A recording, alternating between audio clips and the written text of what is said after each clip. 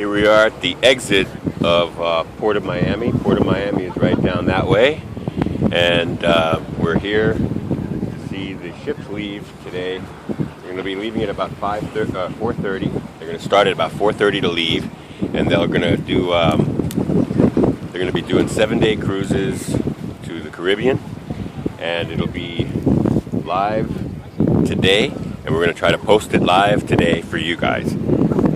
These segments are going to be posted and hosted by cruiseportofmiami.com, onedaycruise.com, 2daycruise.com, and porteverglades.org.